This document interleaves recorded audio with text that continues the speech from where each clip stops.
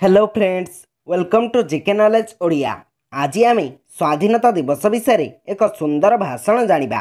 सम्माननीय सभापति महोदय, पूज्य गुरुजी वृंद एवं मोर प्रिय बंधु मानू शुभ सकाळ। मु समस्त को स्वाधीनता दिवसर शुभेच्छा जनाऊँगी। भारतीय राजनैतिक रंगमंच रे जो केते जन उज्जवल तारका सदृश व्यक्ति जन्म नहीं से मध्यरु महात्मा गांधी, जवाहरलाल नेहरू, सुभाष बोस आदि अन्यतम।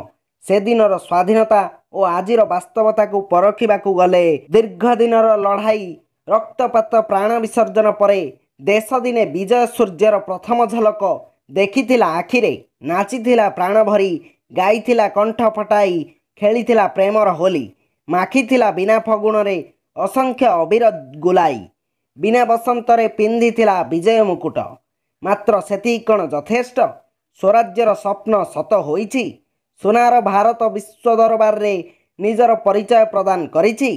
देशर सर्वस्तर रे उच्च नीच भाव, जाति प्रथा, धनी गरीब तारतम्य लोप पाइछि? सर्वनिम्न अभाव पूरण होइछि? प्राय ना ना। मु कहिबी देशर कौनसी स्थान रे मात्र गोटिए भी मनीष हाथ रे भिक्षा थाल जदि थाए, प्राण रक्षा पाई दांड दांड बुली हाथ पातिबाकू हुए। तन्न तांकिबा पाई सात हीनस्था हेबाकू पड़े। ताकू असल स्वराज्य किंबा असल स्वाधीनता कही हेबनी।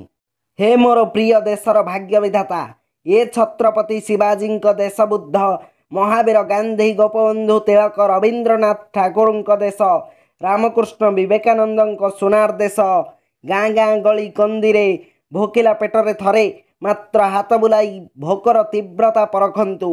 शांति, मैत्री, प्रीतिर मधुर बाणी केवल भोकिला पेटरे, नग्न शरीर रे संभव नुहे। घरे घरे उच्च शिक्षा, उच्च आकांक्षार नूतन शंख ध्वनि बजाई दियंतु, तेबे जाई स्वाधीनतार असल मूल्यबोध प्रतिष्ठा होई परिबो। हाथ आपणा छाए सलाम करिबो। पुणी थरे नुहे, शत शत बार ए पुण्यमयी धरारे जन्म नेबा पई आत्म मन प्राण उद्वेलित हब।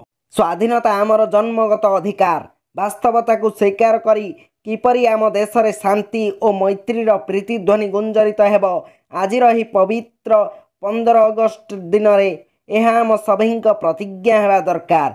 जय हिंद, जय भारत।